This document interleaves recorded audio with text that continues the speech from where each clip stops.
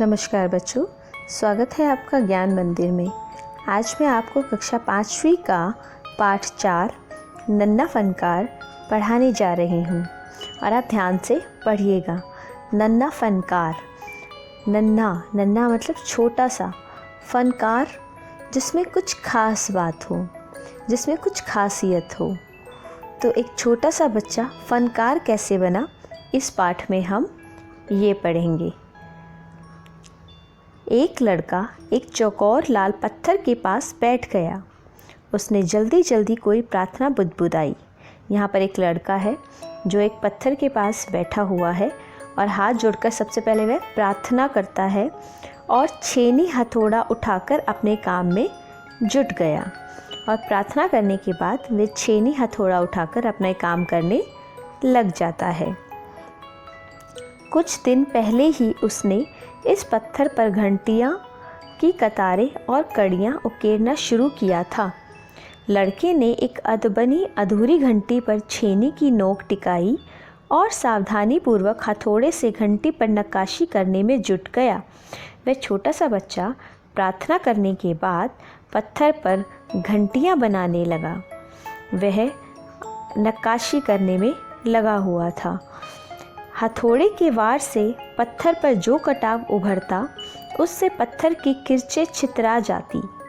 जिस तरह वो हथौड़े से वार कर रहा था उस पत्थर पर, उससे उसकी किरचें जो छोटी छोटी कनें थी वो उछल उछल कर गिर रही थी और वह आंखें सिकोड़ लेता, क्योंकि अगर वो आंखें नहीं सिकोड़ता तो वो किरचें आँखों में गिर सकती थी।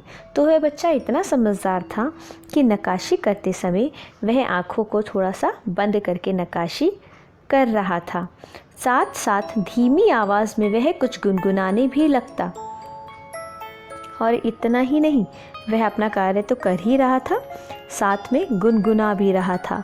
अर्थात वह अपने कार्य को बहुत मज़े और मस्ती के साथ कर रहा था। उसके चारों ओर दूसरे संगतराश भी अपने अपने काम में डूबे हुए थे। संगतराश होता है उसके चारों ओर उसके ही जैसे काम करने वाले उसके साथी बैठे हुए थे। केशव 10 साल का था। उस लड़के का नाम क्या है? केशव। और वह कितने साल का है? 10 साल का। और 10 साल में ही वह नक्काशी का बहुत अच्छा कार्य करने लगा है और अभी अपना काम सीख ही रहा था।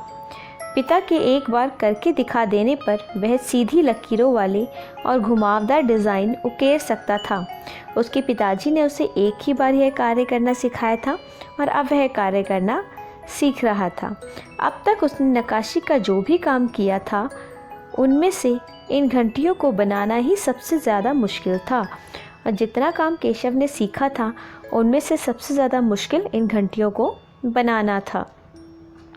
केशव जानता था कि एक दिन तो ऐसा ज़रूर आएगा जब वह बहुत बारीक जालियाँ, महीन नफीस बेल बूटे, कमल के फूल, लहराते हुए सांप, इठलाकर चलते हुए घोड़े, ये सब पत्थर पर उकेर पाएगा। नक्काशी करना बहुत ही मुश्किल कार्य है और अगर सीधी सीधी नक्काशी करनी हो तो फिर भी आसान है, लेकिन बेल बूटे, पत्तियाँ, फूल, सांप, ये सब बनाने में बहुत मेहनत लगती है। और वह 10 साल का बच्चा यह सब कार्य करने का कार्य कर रहा था। कई साल पहले जब वह पैदा भी नहीं हुआ था, उसके माता पिता गुजरात से आगरा आकर बस गए थे। बादशाह अकबर उस वक्त आगरे का किला बनवा रहे थे और केशव के पिता को यही काम मिल गया। अब देखिए, कई साल पहले जब वह पैदा नहीं हुआ था तो उसके माता पिता गुजरात से आगरा आकर रहने लगे थे। बादशाह अकबर उस समय आगरा का किला बनवा रहे थे, वहीं पर उसके पिता को भी काम मिल गया था। केशव का जन्म भी आगरा में ही हुआ। उसने गुजरात के पुश्तैनी गांव जाने का तो कभी मौका ही नहीं मिला। वह गुजरात तो कभी गया ही नहीं, क्योंकि उसे समय ही नहीं मिला। आगरे की गलियां और अब सीकरी, बस यही उसका घर था। चारों ओर हो रही छेनी हथौड़ों की ठक ठक गड़गड़ के बीच केशव को किसी के कदमों की आहट भी न सुनाई पड़ी चारों तरफ, क्योंकि छेनी हथौड़ों की आवाज़ हो रही थी। तो ऐसे में केशव को पता ही नहीं चला कि कब कोई उसके पास आ गया। इसीलिए अचानक कानों में एक आवाज़ पड़ने पर वह चौंक गया। माशा अल्लाह, ये घंटियाँ कितनी सुंदर हैं, तुमने खुद बनाई है। जब केशव काम कर रहा था तभी कोई उसके पास आकर खड़ा हुआ और उसने कहा कि माशा अल्लाह, वाह, तुमने तो बहुत सुंदर घंटियाँ बनाई हैं। क्या वास्तव में तुमने ही बनाई हैं? केशव अपने काम में बहुत ज़्यादा लगा हुआ था, इसलिए उसने आंखें उठाकर भी उस आदमी को नहीं देखा। पीछे मुड़कर केशव ने आंखें उठाई तो उसे एक आदमी दिखा। उसके बाद उसने पीछे मुड़कर देखा तो उसे एक आदमी दिखाई दिया। बेशक मैंने ही ये घंटियाँ बनाई हैं। क्या मैं आपको पत्थरों पर नक्काशी करता नज़र नहीं आ रहा? देखते नहीं, मैं ही पत्थर को तराश रहा हूँ। केशव ने बड़ी तल्खी से कहा। बड़े रूखेपन से उसने जवाब दिया कि क्या आपको दिखाई नहीं दे रहा कि मैं ही नक्काशी कर रहा हूँ? तो आप ऐसा प्रश्न क्यों पूछ रहे हैं? दिखता तो है, पर तुम इतने छोटे लगते हो ना। वह आदमी हंसते हुए बोला। केशव की बात पर उस आदमी को गुस्सा बिल्कुल भी नहीं आया। उसने हंसते हुए बोला कि दिखता तो है, पर तुम छोटे हो ना। उसके बाद केशव ने कहा, मैं 10 साल का हूँ। 10? अच्छा। वह आदमी पास खड़े पत्थर पर बैठते हुए बोला, तब तो काफ़ी बड़े हो। मैंने भी 13 साल की उम्र में एक लड़ाई में हिस्सा लिया था। अब केशव उस आदमी को अच्छी तरह देख पा रहा था। उसकी उम्र रही होगी 30 से ऊपर। कद मंझोला मतलब मीडियम। वह सफ़ेद अंगरखा और पजामा पहने हुए था। उसके लंबे बाल गहरे लाल रंग की पगड़ी में अच्छी तरह से ढके हुए थे।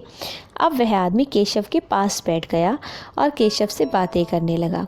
अब केशव उन्हें ध्यान से देख पा रहा था कि वह मंझोले कद का व्यक्ति 30 से ऊपर का होगा और उसने सफ़ेद अंगरखा मतलब सफ़ेद रंग का कुर्ता पहन रखा था और पजामा पहन रखा था।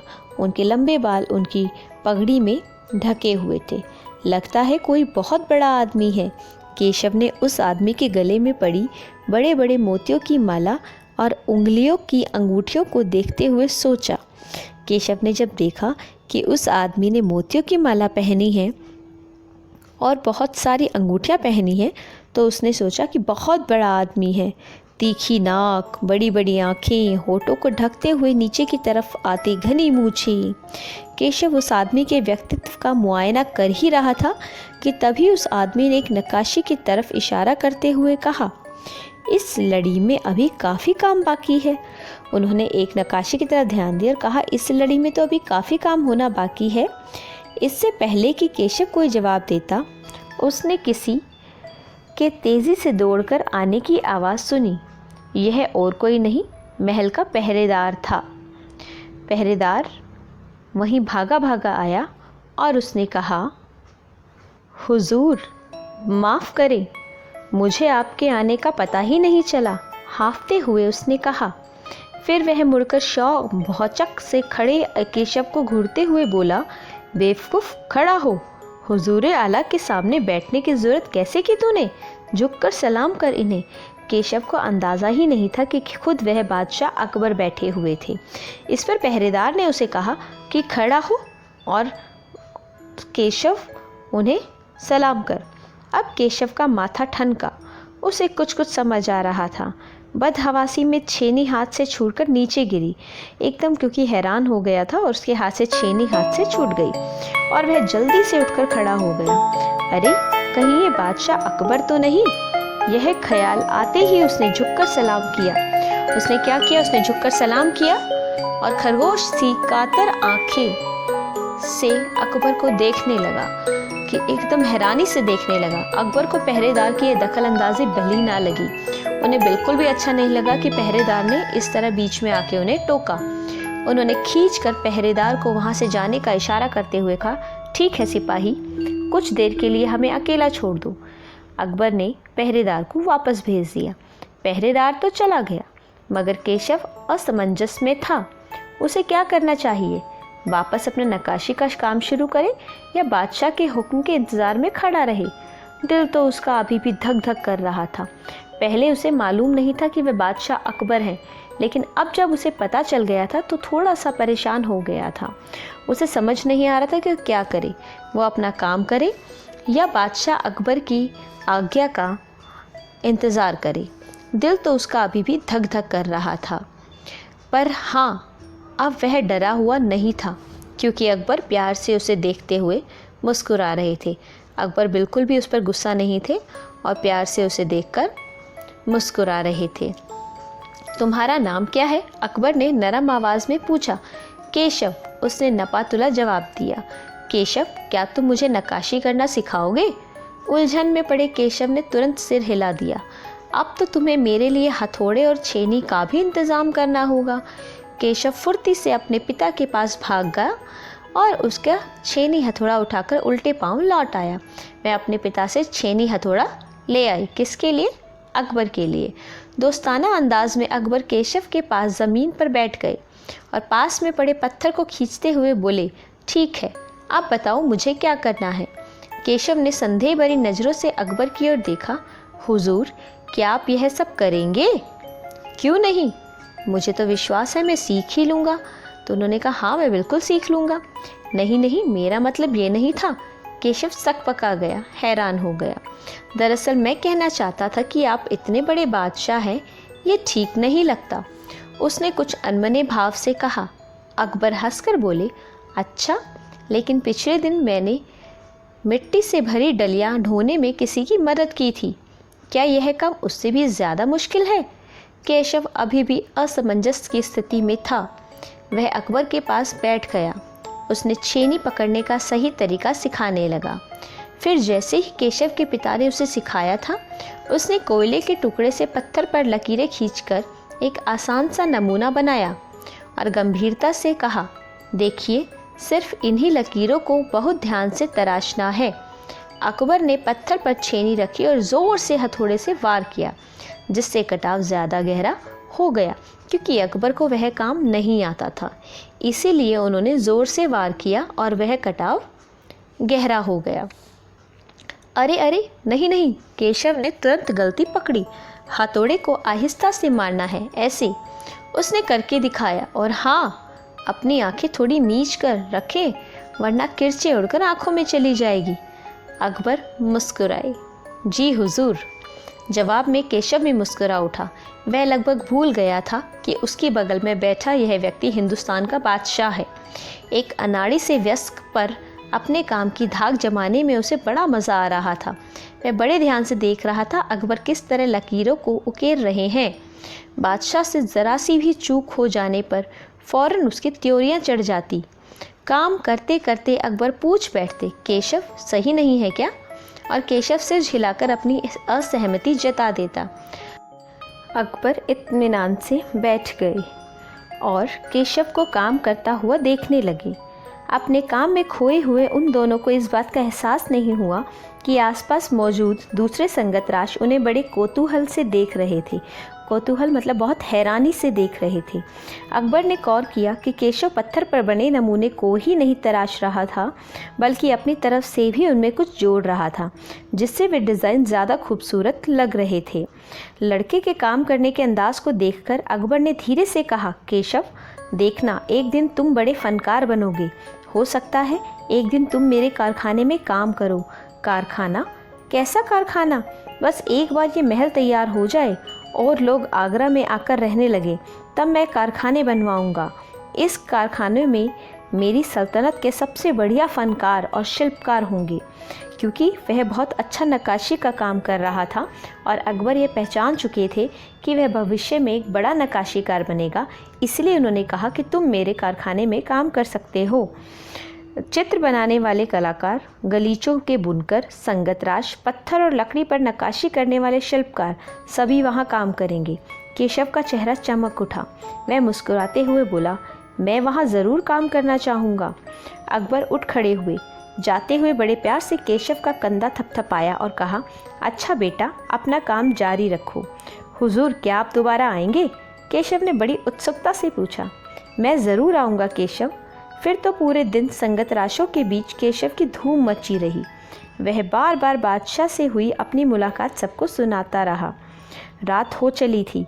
केशव बहुत थका हुआ था, पर आंखों में नींद कहाँ। वह धीरे से अपने पिता के बिस्तर में घुस गया। पिता ने मुस्कुराकर कहा, तुम तो अभी से इतने प्रसिद्ध हो गए हो। बादशाह सलामत ने कहा है कि एक दिन मैं तुम्हें बहुत बड़ा कलाकार बनूंगा। अपने सिर को पिता की बाहों में सहारे टिकाकर केशव धीरे से बोला, हमारे बादशाह बहुत ही नेक इंसान है। बिल्कुल सही, पिता ने कहा।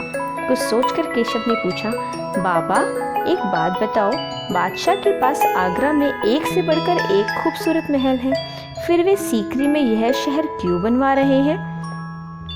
पिता ने कुछ याद करते हुए बताना शुरू किया, हाँ बेटा, बादशाह का आगरा बहुत सुंदर शहर है, पर सीकरी में नया शहर बनवाने का भी एक खास कारण है।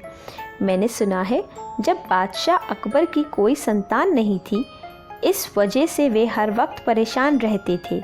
वे बहुत से साधु संतों और फ़कीरों के पास गए। भटकते भटकते बादशाह ख्वाजा सलीम चिश्ती के पास सीकरी आए। उन्होंने ही बादशाह को बताया कि उनके एक नहीं 3 संतानें होंगी, शहज़ादा सलीम, मुराद और दनियाल। केशव ने चहकते हुए कहा, बिल्कुल सही। तब बादशाह ने ख्वाजा सलीम चिश्ती के सम्मान में सीकरी में नगर बसाने का फैसला लिया था। केशव ने कहा, अच्छा, अब समझा, इसलिए बादशाह अकबर ने अपने बेटे का नाम सलीम रखा है। हाँ, और इसी कारण हम यहाँ एक नए शहर के लिए पत्थरों को तराश रहे हैं।